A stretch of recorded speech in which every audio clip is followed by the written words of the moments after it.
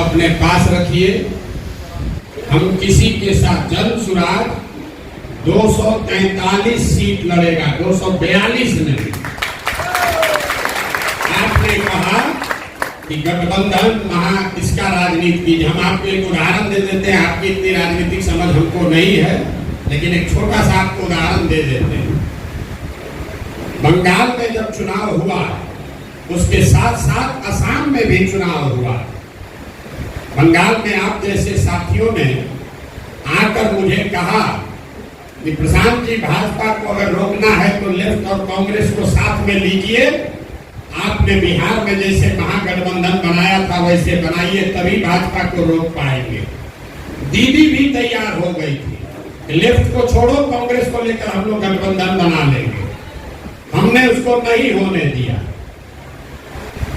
लेकिन कांग्रेस के लोगों ने असम में महागठबंधन बनाया।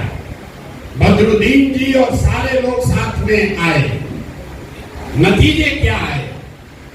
असम में भाजपा की सरकार बनी और बंगाल में हमने भाजपा को रौंद दिया।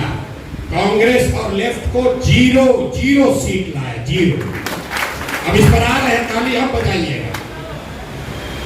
बंगाल में 27% मुसलमान है, असम में 38% मुसलमान है।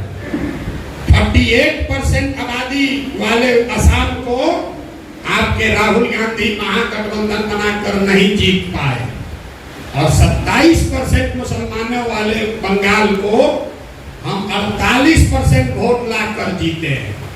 क्योंकि हमने मुसलमानों के वोट के नाम पर नहीं जीते हैं।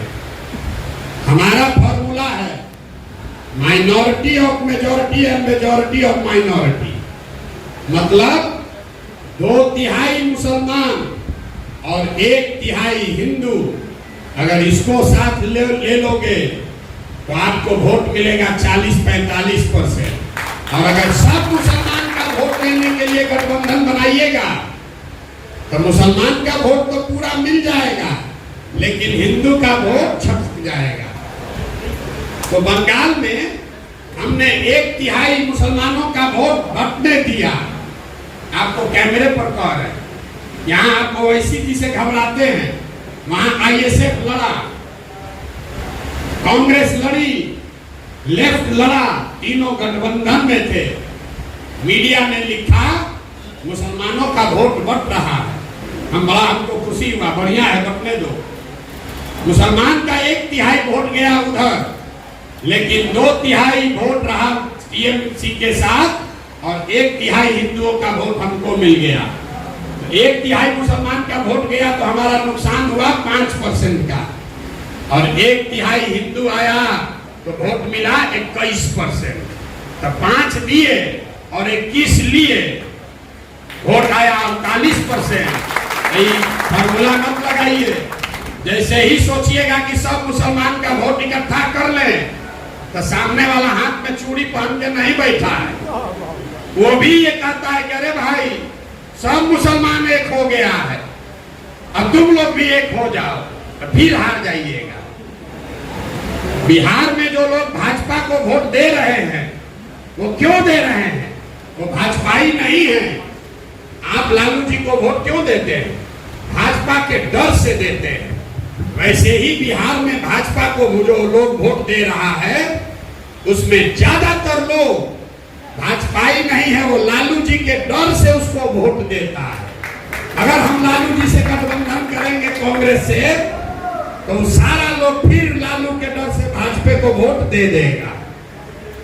तो आप ही खाली बंधुआ मजदूरी में नहीं फंसे हैं।